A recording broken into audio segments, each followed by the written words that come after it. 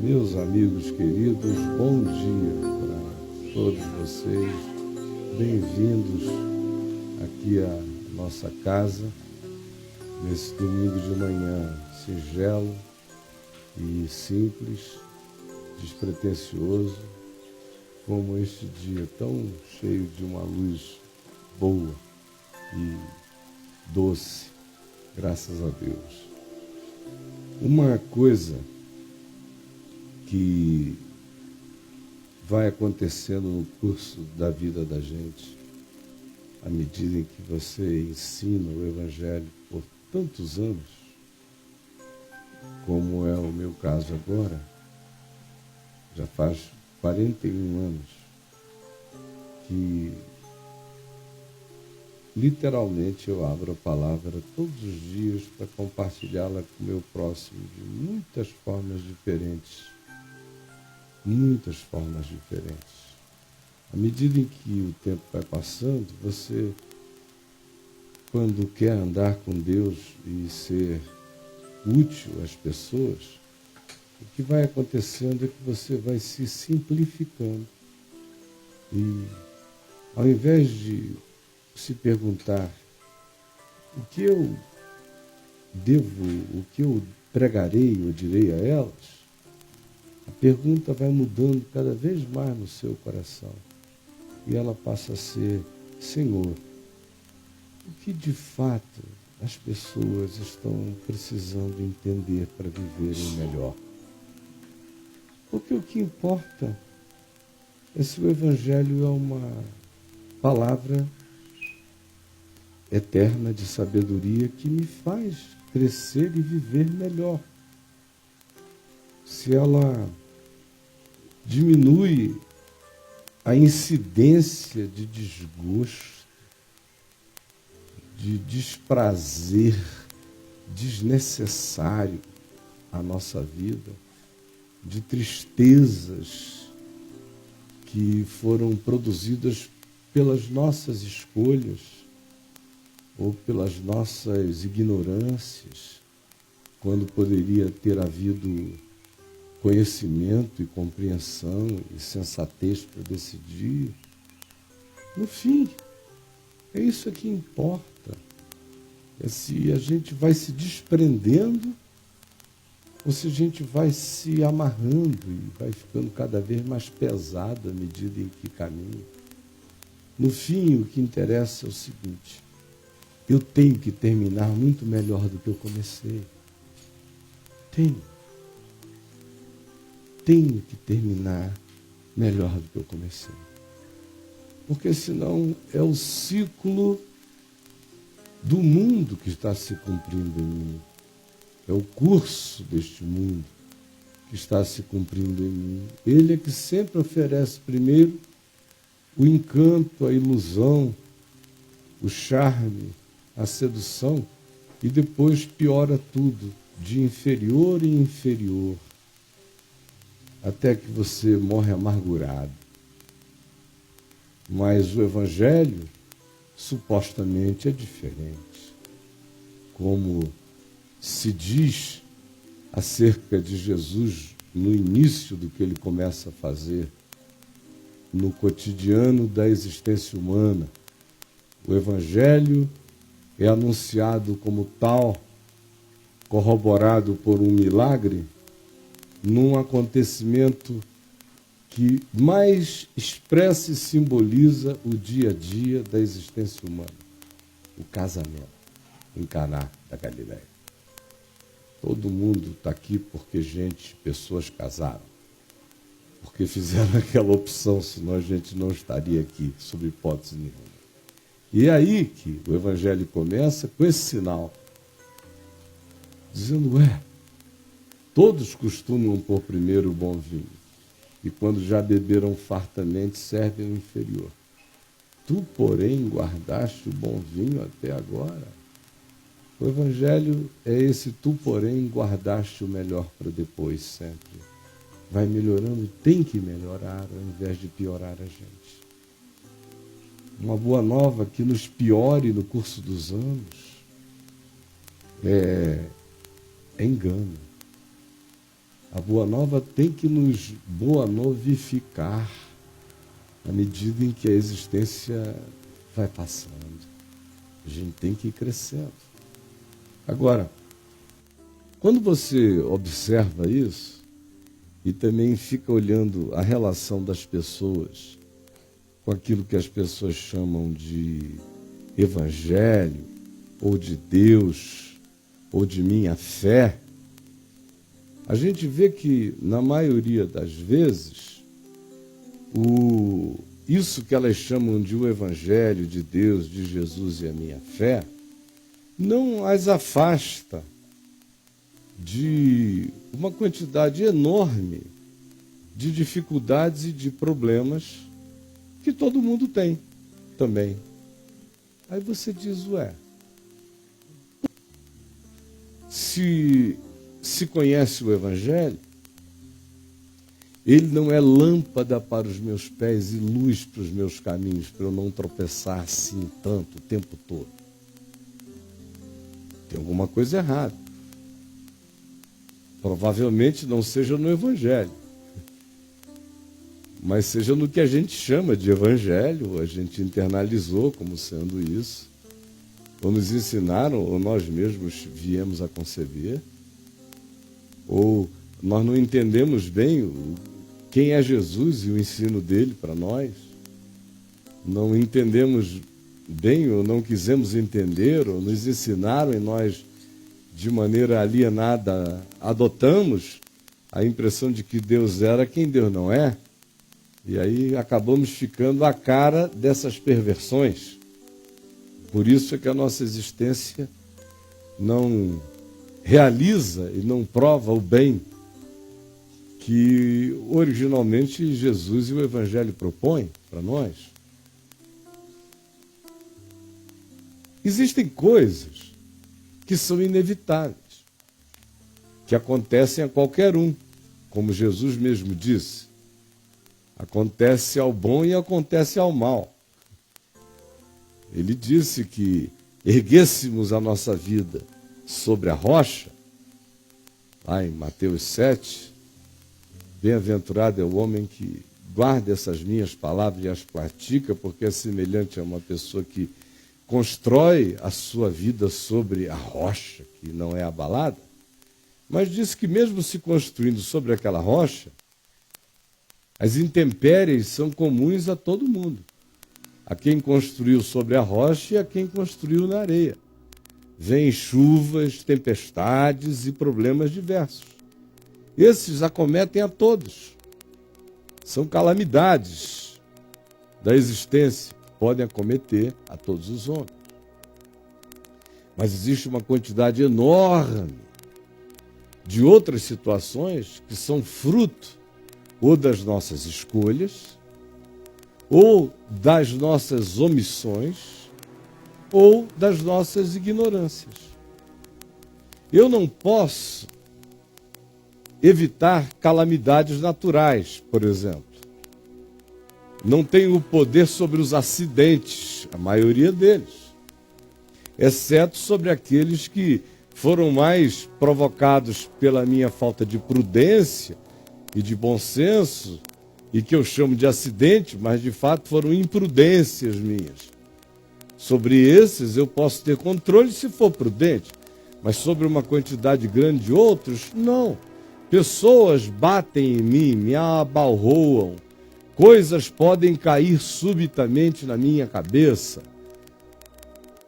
dilúvios podem despencar sobre a gente sem que esperemos. Uma sucessão e encadeamento de coisas negativas podem acontecer e, para nossa tristeza, acontecem às vezes de maneira súbita e simultânea nas nossas vidas, a ponto de nos deixarem sufocados. São coisas que não estão no nosso controle. Mas você já observou que provavelmente 80%, 90% das coisas que mais nos afligem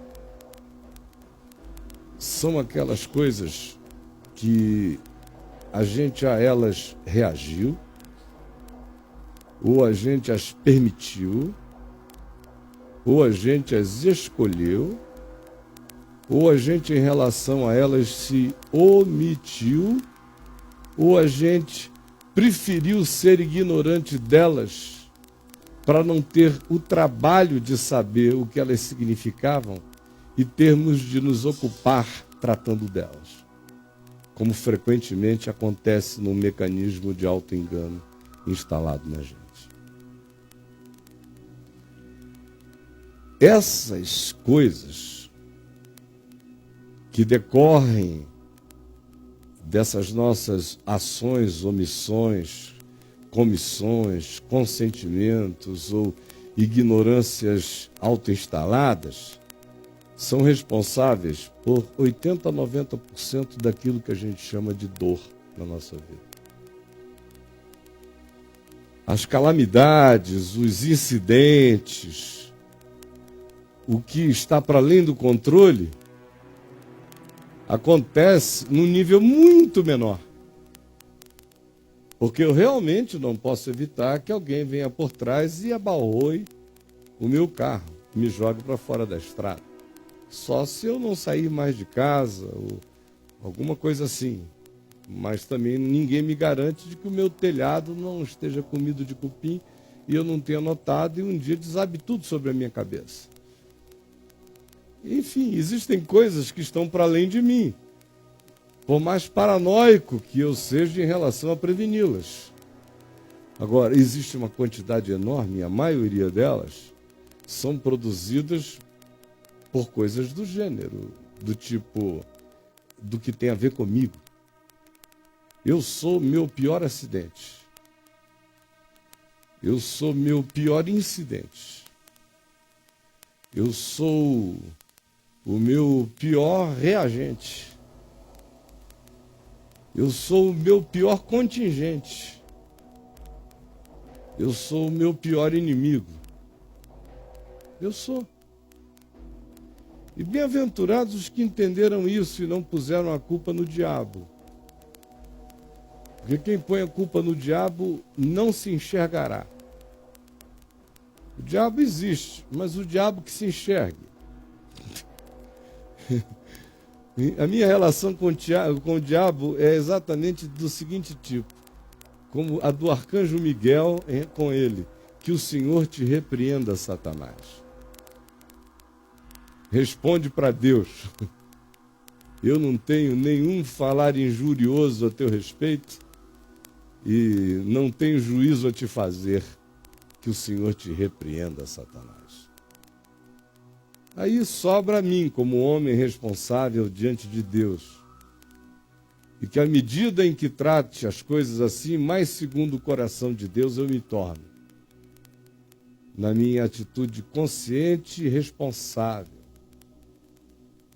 Um mundo onde o diabo exista, mas não seja incluído como o divididor das minhas cargas, nem o meu bode expiatório, faz com que as pessoas que assim vivam vão se tornando infinitamente menos problematizantes para si mesmas e para o próximo. Muito mais. Um mundo carregado de diabos para receberem a culpa não resolve problemas jamais. Sempre é coisa de Satanás. Então a gente não precisa se resolver. A gente não precisa se enxergar. A gente não precisa dizer o diabo sou eu. A gente não precisa dizer o diabo é a minha alienação, o diabo é a minha preguiça. O diabo é a minha coragem, minha falta de coragem de autoenfrentamento. O diabo é a minha covardia em relação a encarar as coisas como elas são, chamá-las pelos nomes delas. Esse é o meu diabo crescente. O diabo é a minha omissão, também covarde, que faz com que eu toda hora não me antecipe ao que eu estou vendo. Já não previna-me do que notei que pode acontecer, mas se eu não fizer nada é questão de a qualquer momento aquilo pode virar outra coisa, porque eu não fiz nada na hora em que eu vi o que estava acontecendo, mas eu sou do tipo que me acovardo diante da assertividade necessária para trazer luz à vida, ao momento. E aí as coisas vão se acumulando. Faça um exercício. Imagine, por exemplo, como as coisas pioraram por causa da sua reação. Tem um monte de gente que só inclui na vida os pecados das suas ações erradas. Você já percebeu que você é um deles? Todos nós. Os mais honestos de nós só levantamos a mão dizendo culpado quando a gente diz a minha ação foi errada. Os mais honestos de nós. Porque a média da nossa desonestidade trabalha justamente de outro modo.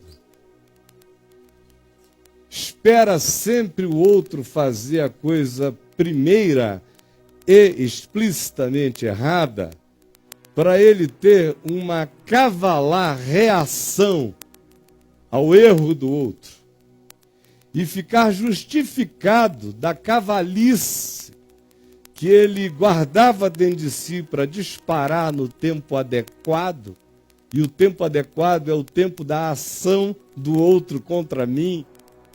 Dia esse que eu aguardo inconscientemente, adulantemente, que chegue, porque no dia que chegar, eu encontrei o meu pretexto, a minha desculpa, para soltar os cavalos do apocalipse na direção do outro e acabar o mundo. Com a seguinte desculpa: não fui eu quem começou essa guerra. E esse é o meu direito, essa é a minha justiça. Tudo fica infinitamente pior depois, mas eu digo justo e certo, não fui eu quem começou.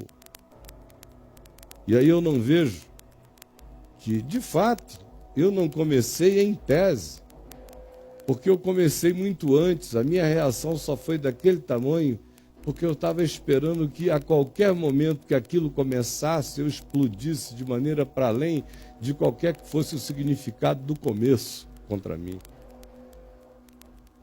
Reações. Meu Deus, os melhores de nós não incluem as suas reações entre as suas culpas. Os melhores entre nós não entendem que não importa qual seja a ação do outro, o Evangelho me ensina e me ordena a ser livre para escolher a minha reação. Eu sou livre para escolher a minha reação e ela não tem que obedecer às leis da física. Elas têm que obedecer às leis do espírito, não às da física. As da física que, equivalentemente à ação recebida, vem uma reação correspondente. No nosso caso, não é nem correspondente, é incorrespondente. É apenas na mesma forma de energia, mas com um potencial absurdamente mais potente. Em geral, é a reação, comparada com a ação. Não. Em Cristo eu estou livre da física. Não estou livre da lei da gravidade, mas estou livre desse princípio físico. Espiritualmente falando, que diz que para cada ação tem uma reação correspondente. No Evangelho, para cada ação tem realmente a sua reação correspondente, mas ela é da natureza do Evangelho, a correspondência dessa reação. E não da natureza da ação.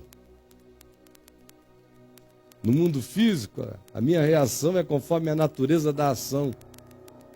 No mundo espiritual, a minha reação é conforme a minha natureza no Evangelho. Ou melhor, é conforme a natureza do Evangelho em mim. Assim deve ser minha reação. Para que eu não seja um provocador de 1 milhão e uma legião de demônios, de problemas contra mim, só porque ao invés de ser um ente do espírito, da sabedoria e do bom senso, eu me tornei um ente da física e reagi conforme a natureza da ação que sobre mim incidiu. Se eu fosse um homo psíquicos, um homem do espírito, andando no Espírito Santo, eu não teria reagido segundo a natureza da proposta, eu teria reagido segundo a natureza da minha nova consciência em Cristo. E aí você vai quebrando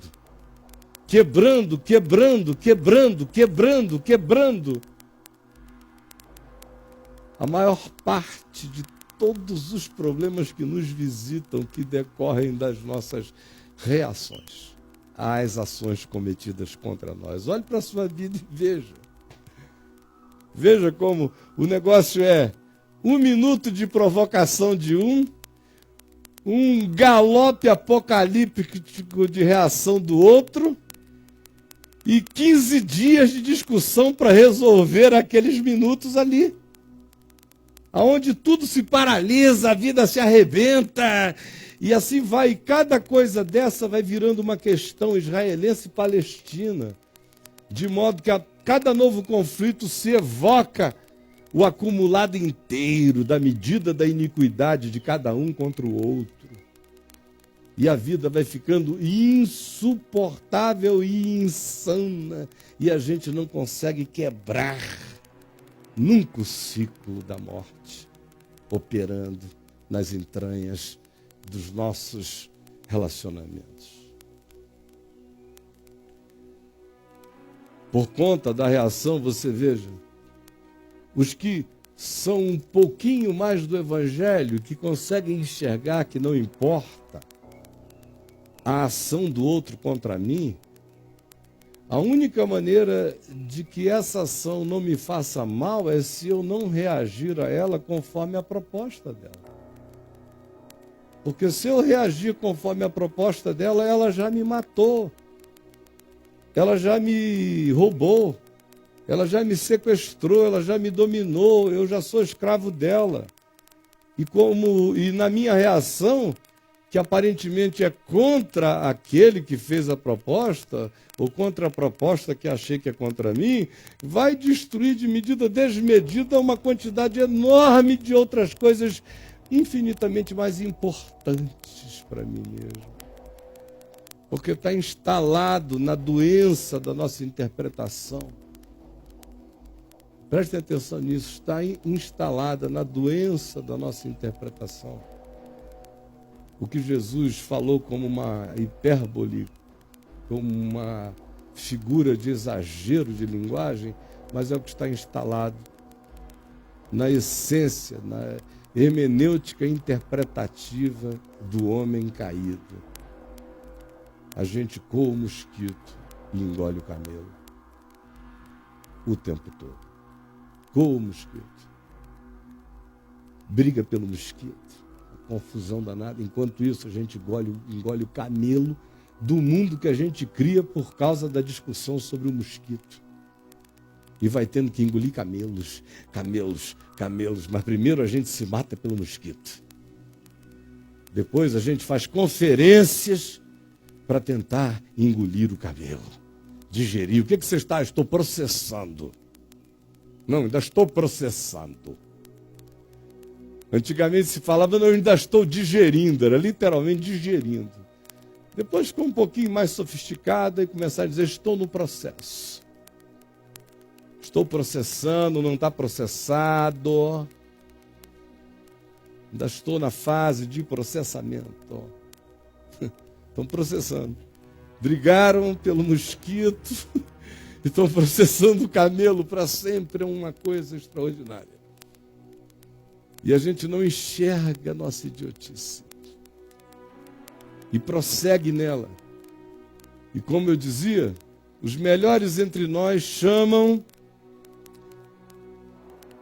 culpa apenas aquilo que deles procede como proposta errada para a vida. Mas a reação deles ao que a eles é proposto, especialmente quando é uma reação justicista ou contrária, ou de defesa, a gente não chama de meu pecado. Nunca. Afinal de contas, foi o outro que praticou. Parece que a partir daí toda a minha reação está na proporção certa.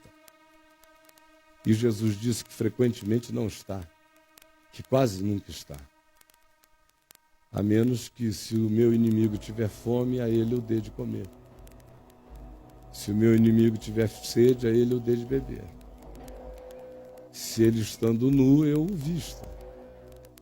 Se ele estando, por alguma razão, preso, eu o visite e o socorra. Se ele ficar desamparado, eu lhe estenda um bem, uma cobertura, com toda a discrição, sem a fanfarrice dos vitoriosos e dos superiores, de modo nenhum, sem memória acerca do mal que ele possa me ter feito.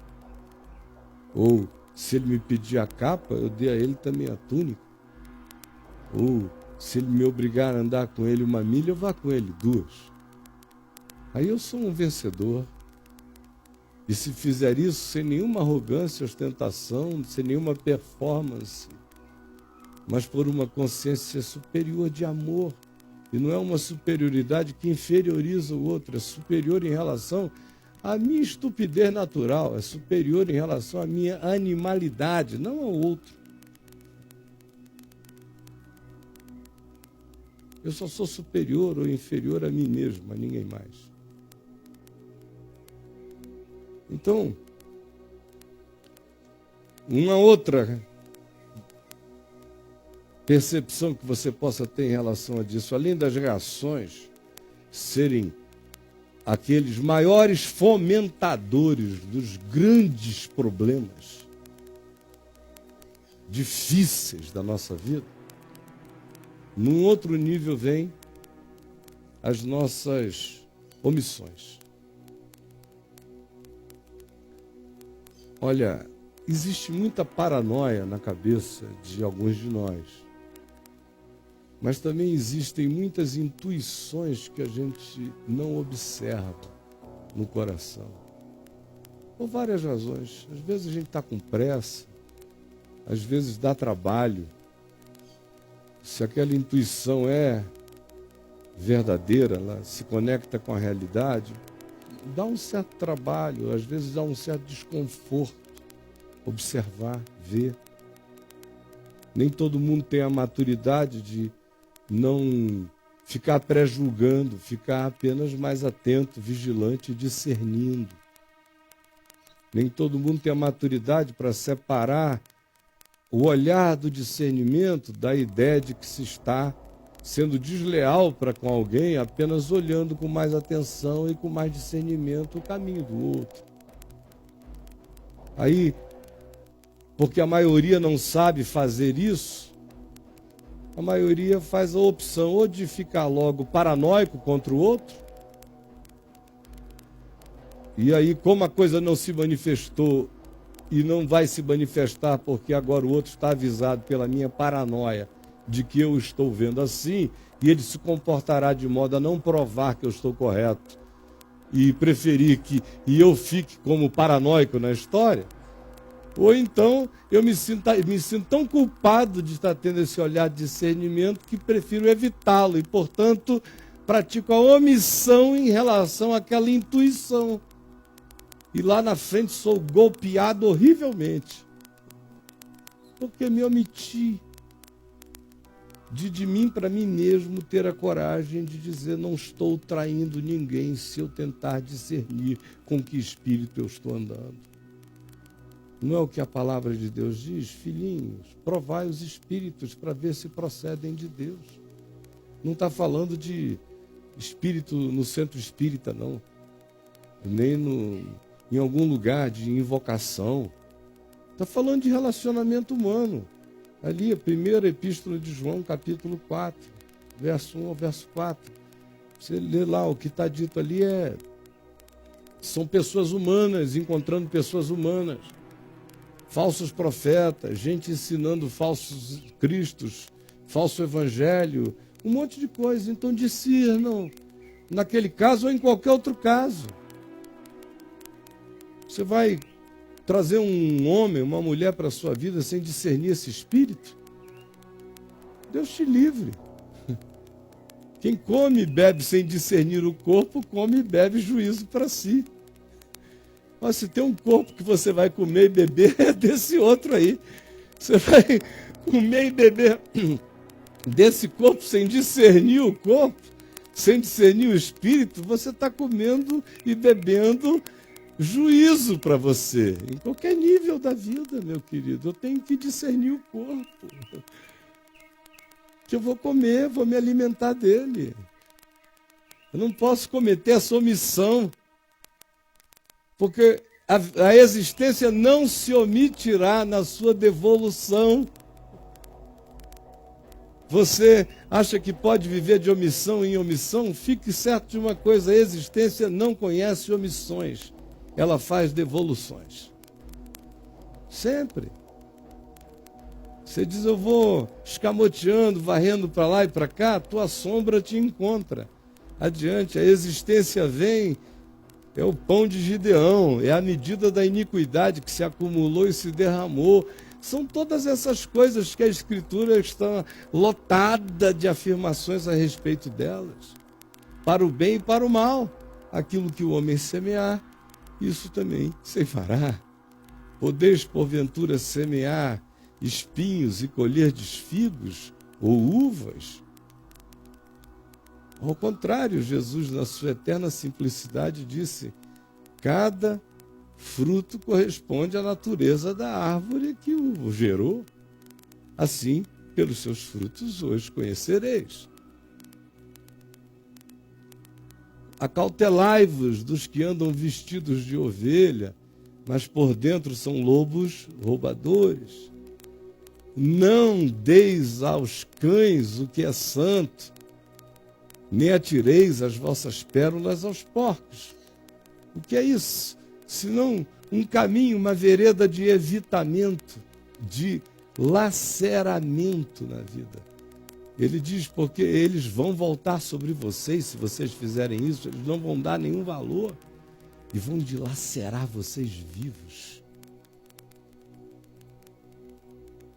Isso tudo decorre de omissão, de preguiça, de covardia, de discernir o corpo, o outro, aquele com quem eu ando, aquele a quem eu boto para dentro da minha existência, num lugar de unidade, aquele a quem eu como e bebo como sacramento de vida, sem discernir o que é. Outra área que acumula-se sobre nós como contingência e circunstância de problematização angustiosa na nossa existência. A gente já viu as nossas reações, as nossas omissões e agora os mecanismos de comissão, que são as nossas cumplicidades sutis e que a gente julga já estejam justificadas pelo fato de que eu não estou sozinho naquela parada, de que existe um outro comigo dizendo amém, de que eu tenho um acordo. É impressionante a psicologia das nossas comissões e dos nossos acordos subreptícios, sutis, dos nossos acordos tácitos, silenciosos, dos nossos acordos não falados, dos nossos acordos abandidados, dos nossos acordos aquadrilhados. É impressionante.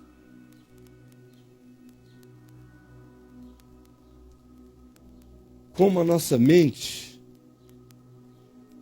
funciona num mecanismo de transferência de responsabilidade para o outro o tempo todo quando a gente tem alguém conosco. E ele vai fazendo a mesma coisa com a gente.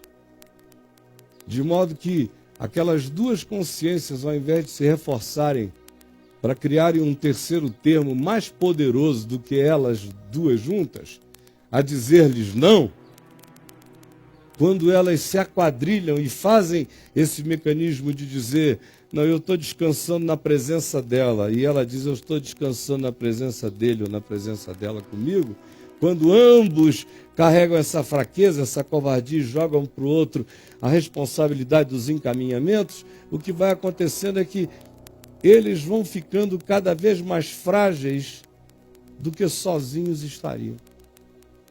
Sozinhos não teriam aquela coragem. Sozinhos não realizariam aquilo. Sozinhos não consentiriam com aquilo. Sozinhos não se abririam para aquilo, sozinhos, mas acompanhados, se diluem, vão transferindo e vão fazendo. O passo de um garante o meu, e o meu já o terceiro do outro. De modo que cada um transfere para o outro o mecanismo de afirmação pela solidariedade.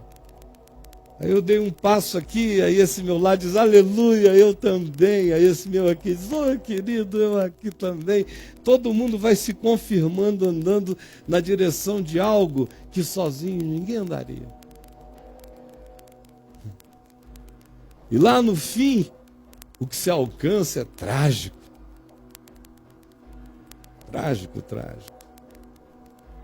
A gente também vê que as coisas vão ganhando mais volume de problema e de dificuldade na nossa vida, não só por causa das nossas reações, das nossas omissões, das nossas comissões,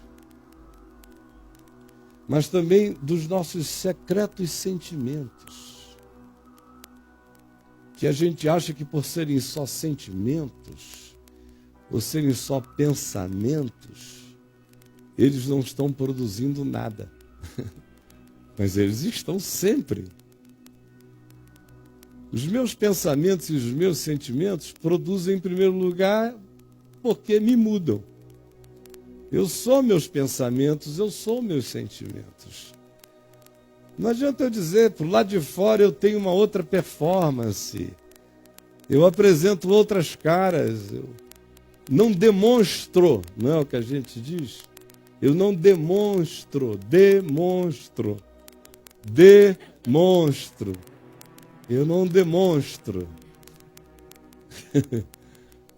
Eu não mostro. Não demonstro. Não, hein? Se você pensa e você sente, você demonstra sempre. Mesmo que você pense que não está demonstrando. Mas você está sempre contando, mesmo quando você não esteja mostrando. Mas está narrando. É como quando você tem um filme com uma narrativa que fala uma coisa e por baixo você tem uma outra voz dizendo uma outra coisa. Ou é como quando você tem uma dublagem, onde aqui a figura original dizia algo e o dublador diz outra coisa diametralmente oposta. Esse é o nível da confusão que o espírito do outro percebe sem saber o que está percebendo na maioria das vezes. Percebe como desconforto só. Como desconforto. Você está falando uma coisa, mas teu espírito está sentindo uma outra. E como você também não aprendeu a discernir, esse incômodo se transfere para você. Você vai ficando incomodado e não sabe do quê. Tem gente que diz, eu sou um pecador. Essa pessoa tão querida me dizendo essas coisas e eu alimentando dentro de mim uma reação tão esquisita que eu não sei nem explicar por quê. Outras vezes, você não chama para você a responsabilidade.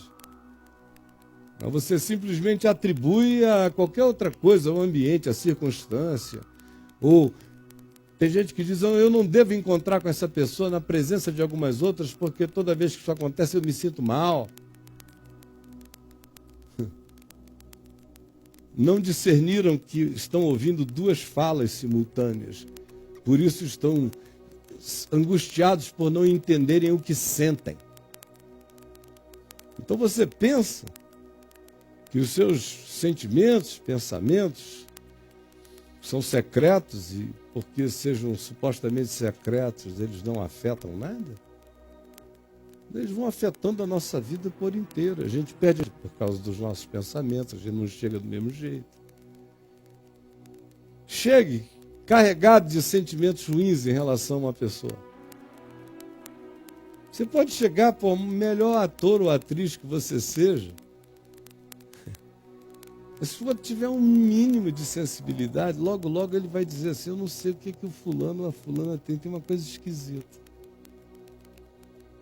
Tem uma coisa, ele não é totalmente ele não se mostra por inteiro. Começa a ter um mal-estar que vai fazendo ele também ficar, na linguagem do cotidiano, cadreiro, né?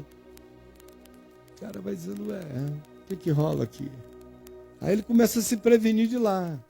Aí ele já consulta mais 3, 4 amigos. Escuta, toda vez que eu encontro com fulano ou com a fulana, sua atitude assim, vocês não sentiram ainda nada, não? Aí alguém chega, não queria te dizer não, mas eu acho que ela tem inveja de você. Aí o cara, inveja de mim? Mas por quê? Afinal de contas, eu nunca fiz bem a ela para ter inveja de mim. Porque dizem que os caras que ficam com mais inveja de você são os que você ajuda. Né? Então, nunca nem consegui fazer nenhum bem a ela para ela me odiar tanto assim. Então, aí ele começa a ficar grilado daqui, aí encontra um outro ali e diz, escuta, tem algum sentimento estranho em relação ao que o fulano ou fulana manifesta a meu respeito? Aí o outro diz, rapaz, não sei não, até hoje nada não, mas houve um dia, houve um dia que eu ouvi uma coisa assim, mas não me levei a mal não, podia ter sido só uma coisa do momento.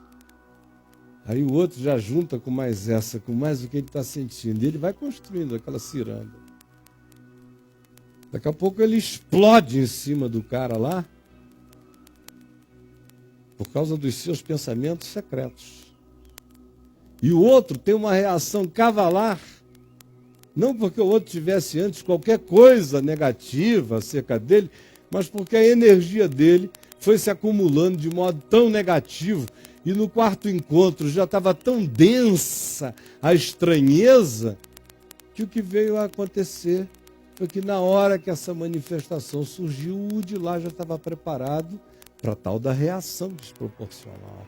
E ninguém fica nem sabendo por quê, né? A gente leva cada susto. Cada susto. No fim não foram raios que caíram na nossa cabeça. Para-raio aqui de casa já deve ter caído algum raio aí, mas eu não dei conta, sinceramente. Agora, tem um monte de outras coisas que acontecem por causa da língua, da palavra, do pensamento, do sentimento, da reação, da omissão, da comissão, dos sentimentos secretos que acontecem e se transformam em raios. Na minha vida, na minha casa, na tua casa, na nossa vida, o dia inteiro. Os nossos relacionamentos. É um que se sentiu mal e não teve coragem de expressar com a prontidão delicada necessária. Acumulou, guardou, foi deixando aquilo crescer.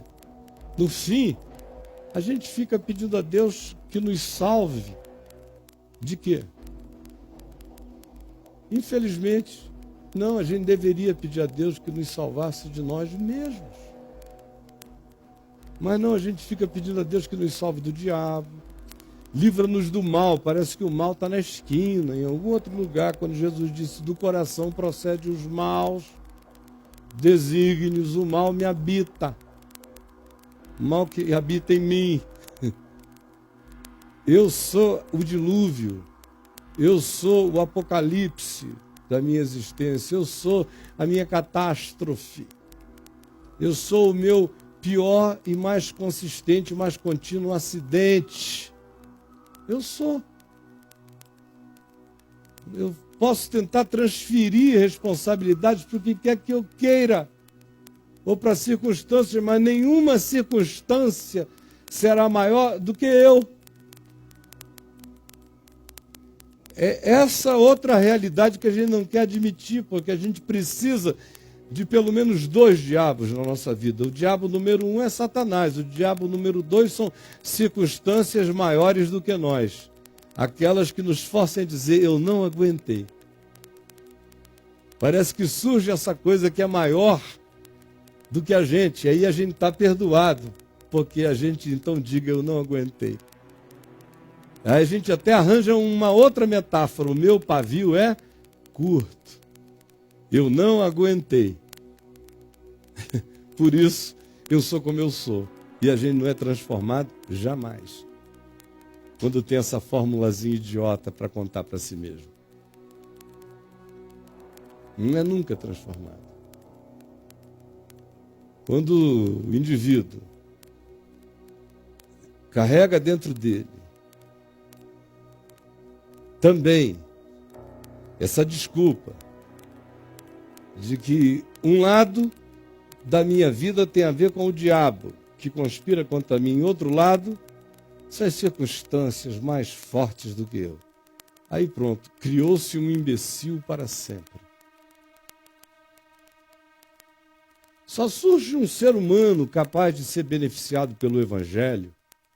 Escutem isso bem aqui, no mundo inteiro ali, através da VMVTV.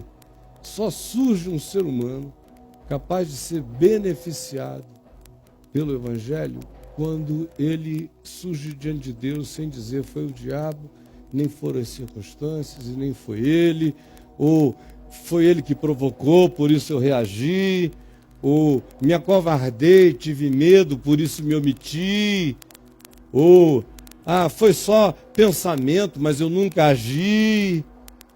Enquanto o indivíduo tratar da vida assim, ele não está apto para receber nenhum benefício do Evangelho, porque ele ainda é um mentiroso, covarde, e o Evangelho não unge covardias, o Evangelho não unge mentiras, o Evangelho não unge enganos, o Evangelho é boa nova para quem quer andar no caminho, verdade e vida, para quem quer caminhar na sinceridade de conferir aquilo em si mesmo, de se provar, de se examinar todo dia a si mesmo e ver seus pensamentos, seus sentimentos, seus conluios, suas cumplicidades, seus conchavos, suas mentiras de si para si mesmo, suas performances, suas reações desmedidas que funcionam como uma justificativa para o cara não se enxergar e ir acumulando justiças próprias perversas e se endiabrando cada vez mais pseudo-injustiçadamente, piorando a si mesmo, piorando o mundo, pedindo a Deus que o salve. E Deus diz, olha, tua salvação é morrer. Tua salvação é ser tirado da terra. Porque existindo devocionalmente cego como tu existes, transformando a graça de Deus em pretexto para não te enxergares, a tua existência é apenas um ebola disfarçado enquanto vai. Contaminando aqui, prejudicando ali, fazendo mal a você, e a tantos quantos cheguem perto, você vai contagiando sem notar. Sempre indo adiante dizendo, sou vítima de alguém ou de alguns. O Evangelho não abençoa vítimas também. Aí você diz, poxa, mas o Evangelho diz para a vítima, se apresente diante de Deus, não como uma vítima, mas como um quebrantado de coração. Quebrantado de coração, então haverá graça para ti. Não venhas auto-vitimado, porque a tua auto-vitimização não vai te engravidar de boa nova para nada jamais. Pois bem, eu estou dizendo isso tudo para ler um texto. Tudo isso é apenas introdução a um texto bíblico. Só para a gente terminar. Para a gente terminar. Digo, porém, Gálatas 5, de 16 em diante. Digo, porém, andai no Espírito Santo. Andai no Evangelho. Andai no ensino de Cristo. Andai no amor. Andai amando os vossos inimigos, orando pelos que vos perseguem. Andai com vigilância, com sobriedade. Andai não lançando pérolas aos porcos, não julgando para não ser julgado, não se impressionando, discernindo, vigiando. Andai com o melhor olhar e ao mesmo tempo com um coração que não carregue tolices nem ingenuidades, porque não perca a lucidez acerca de como é a natureza humana, fácil de conhecer a partir da nossa própria. Andai no Espírito Santo. Andai na realidade, andai na verdade. Andai na luz que ilumina antes de tudo as vossas próprias consciências. E assim andando, jamais satisfareis as concupiscências, aos desejos, as volúpias da carne. Porque as concupiscências da carne, os desejos, as volúpias da carne, são claras e produzem de nós, e elas trabalham, militam e guerreiam contra as coisas do Evangelho, contra o princípio de Cristo, contra a mente de Jesus em nós, contra o Espírito Santo habitando a nossa realidade, não como magia divina, mas como presença do pensamento de Deus, moldando o nosso pensar, sentir, agir e interpretar. Sim, as coisas da volúpia, do animal, da carne, em nós, doente que quer obedecer apenas às leis da física e da animalidade, ao invés de se submeter à consciência superior do Espírito e da luz de Deus em nós, essa ação militante contra a realidade do Evangelho e da mente de Cristo na gente se manifesta da seguinte maneira. A intenção dela é fixar em nós cada vez mais a nós mesmos como medida de todas as coisas. Porque se os nossos sentimentos, pensamentos, comissões, omissões e o que quer que a gente chame de eu em nós tiver a primazia na nossa vida, se tornar o Deus das nossas decisões e nós façamos porventura o que seja apenas do nosso querer, então nós nos tornaremos entes da carne, totalmente antagônicos à consciência superior do Espírito e da mente de Cristo em nós. Mas, se privilegiamos o Espírito, se privilegiamos o Evangelho, se privilegiamos a obediência ao mandamento do amor em fé, como decisão de caráter em nós não estamos mais vivendo sob a lei de ninguém, mas vivendo sob uma consciência maior do que qualquer lei possa alcançar e mais profunda do que qualquer lei possa determinar. E isso é que em nós haverá de nos transformar. Ora, os frutos, a obra, a produção, o resultado,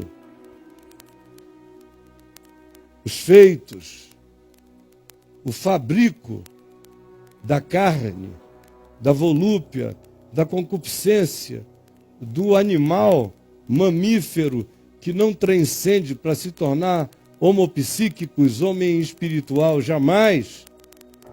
As pulsões que brotam desse ser voltado sobre si mesmo e que faz e existe para realizar o que seja apenas do seu próprio querer, são as seguintes coisas. Prostituição é o que decorre daí, do coração, como pensamento, como sentimento, como comissão, como prática, como o que quer que se queira, mas habitando o coração, habita a vida da gente. Prostituição, impurezas diversas, de todos os níveis, uma incapacidade de olhar com pureza, de interpretar com pureza. muita lascívia, muito desejo oculto, muita volúpia de ter, de possuir, muita imaginação dedicada à fantasia perversa e roubadora do prazer do outro, ou contra alguém que ame aquele outro, que é objeto do desejo lascivo da gente. Também daí se produz idolatria, as exacerbações nos cultos, a todas as formas de endeusamento interior, seja idolatria afetiva, da gente adorando alguém, a nossa idolatria narcisística, nossa idolatria em relação a bens, posses, dinheiros, idolatrias diversas, idolatrias de filosofia, de pensamento, feitiçarias, que são as nossas magias, as nossas alquimias, as nossas mecânicas de funcionalidade, as nossas manipulações, as inimizades, as porfias, as disputas, os ciúmes calados ou falados, as iras explícitas ou implícitas, apresentadas ou discretas e camufladas, as discórdias discutidas ou apenas tratadas como vontade contra o outro no coração, dissensões, facções, invejas, bebedices que provocam alteração e liberação de expressões do nosso gênio perverso contra outros descontroladamente, a glutonaria que reforça o padrão de culto ao nosso ego, desejo, hedonismo e vontade de fazer apenas o que seja do nosso próprio querer e coisas semelhantes a essas, a respeito das quais eu vos declaro, como já outrora vos preveni, que não tem a menor chance de herdar o reino de Deus os que vivem desse modo. Porque esses que vivem desse modo mostram que não gostam da natureza do reino de Deus. Não gostam. Odeiam. Seriam entes antagônicos. Eles não poderiam herdar o reino de Deus, porque o reino de Deus é feito de outra natureza. O reino de Deus é amor,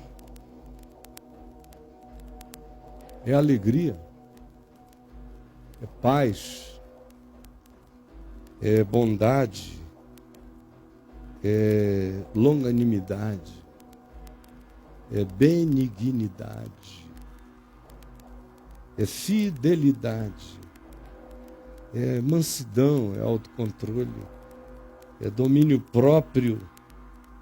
São coisas que estão acima de qualquer lei, para além de qualquer uma, são mais profundas do que qualquer uma. Ora, se nós vivemos no Espírito, interpretando a vida, sem nos deixarmos levar pelas nossas reações, nem pelas nossas omissões covardes, nem pelas nossas comissões e acompliciamentos abandidadamente inconsequentes e que vão diluindo a força do nosso caráter, se não nos deixarmos levar pela ideia de que pensar e sentir não é fazer, portanto, nada comunica, nada afeta, e ao contrário, deixarmos o argumento da carne em nós, porque esse é o argumento que abre as comportas da carne na gente, e decidimos nos submeter ao Evangelho, nossa mente, a mente de Cristo, nossos sentimentos, irmos nos educando na verdade, na justiça, e começarmos a praticar amor não como emoção, mas como olhar, consciência, decisão, simplicidade no dizer, amor como fidelidade, amor como não mentir, amor como honestidade, amor como franqueza, amor como bondade simples. Aprendermos amor como mansidão, como autocontrole. Aprendermos amor como energia que diz assim: não, a minha vida eu dou, mas ninguém a rouba de mim. Não tente arrancar a força, porque a força nada dou. Amor. Aprender o amor como ele é e tratar tudo com clareza. Você vai passar pela vida sem problemas? Não. No mundo tereis aflições.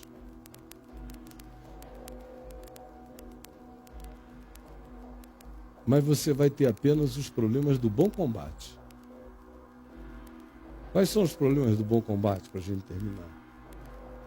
São aqueles que a gente não provocou, por idiotice, por maldade, por burrice, por implicância, por reação, por vingança, por olho, dente por dente. São aqueles que a gente não guardou sem perdão em nós. São aqueles que a gente guardou com rancor e os alimentou. Isso aí e todas essas coisas são as que garantem o ciclo da nossa infelicidade contínua e crescente na vida. Aprender a quebrá-las e instaurar em nós com lucidez a partir da fé, a partir de uma manhã como esta. Essa decisão de dizer: eu vou abrir o pacotão, vou abrir o meu pacotão. Não tenho mais diabo para transferir responsabilidade, não. O diabo aqui sou eu daqui para frente. É estranho dizer isso, né? Mas o cara só começa a virar filho de Deus mesmo quando ele diz: o diabo sou eu daqui para frente, eu vou resolver isso na presença do meu Pai com luz. Satanás não tem ver na minha vida, nada tem em mim, nem nos meus pecados, eu vou resolvê-lo com meu Pai que está nos céus. Ele chamou, foi Adão, Adão, Adão, onde estás? Ele não disse: Adão, Eva, Satanás, apareçam.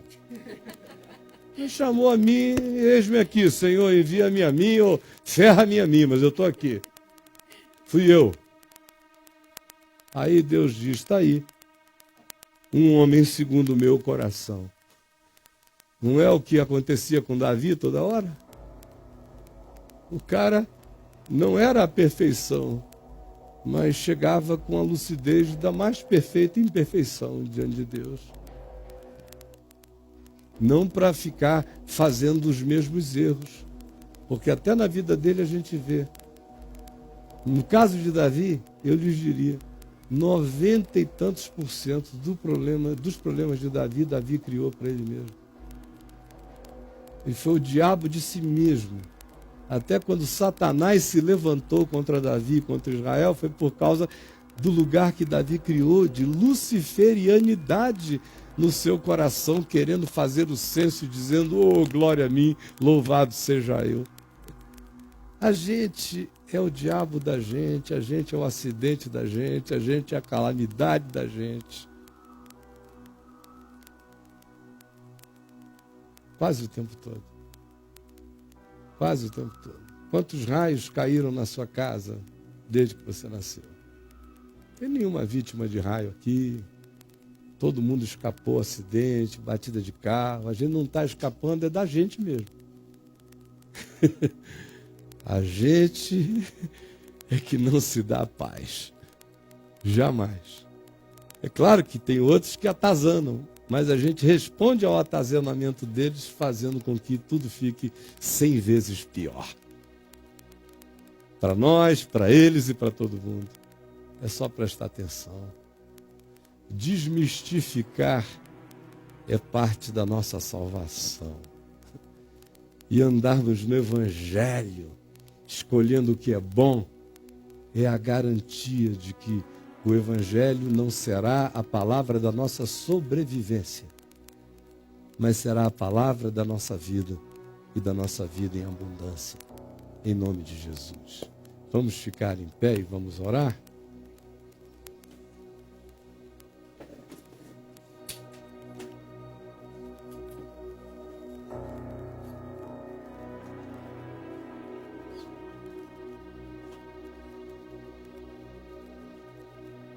Jesus, por favor, nós todos nós, sem exceção, aqui ou em qualquer lugar do mundo nos vendo agora, por favor, tu sabes quem nós somos, tu sabes que nós somos o nosso problema, nós somos o problema desse planeta, a Terra fica muito bem sem nós, como a humanidade seria maravilhosa sem o homem, conforme nós ficamos. Nós somos aqueles que inviabilizamos a humanidade. A gente inviabiliza os relacionamentos, os casamentos, as nossas relações diversas, porque a gente não se faz viável nem para nós mesmos. Todos nós. A última coisa na vida que a gente enxerga é a nós mesmos. Por isso a gente passa a maior parte do tempo cego, porque ninguém vai enxergar coisa nenhuma em ninguém, se não enxergar primeiro a si mesmo.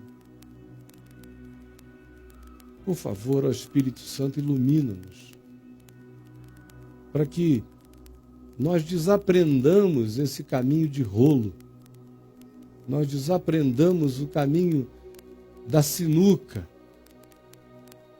nós desaprendamos o caminho do jogo e aprendamos a vereda simples, o caminho menos percorrido, a trilha pouco escolhida, mas que conduz à vida, que não nos salva de tribulações, mas nos ajuda a combatermos o bom combate na existência e não milhares de maus combates.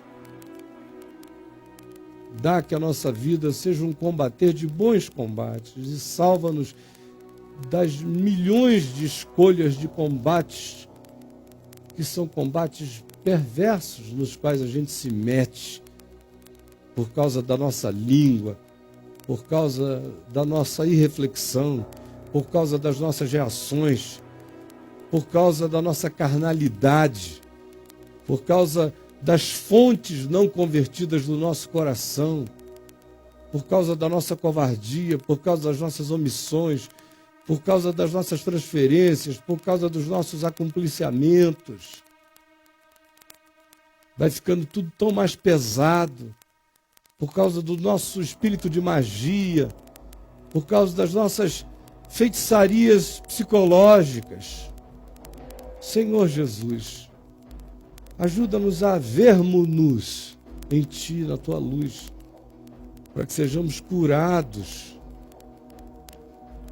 e que fiquem na nossa vida apenas os combates bons a serem combatidos, aqueles que valem as lágrimas do reino de Deus. E vai limpando e ajuda-nos a irmos limpando à medida em que a gente for enxergando, permite que a gente vá tirando da nossa vida um volume enorme de coisas totalmente desnecessárias, de todo peso, jugo e do pecado que tenazmente nos assedia. Ajuda-nos a botarmos para fora, a enxergarmos e a nos deslotarmos da nossa insensatez e das nossas manias e do vão comportamento que a gente aprendeu com pai, com mãe, com família, com herança familiar. Ajuda-nos a, de fato, aprendermos a cultura do amor do reino de Deus e da luz e da verdade. Em nome de Jesus. Amém.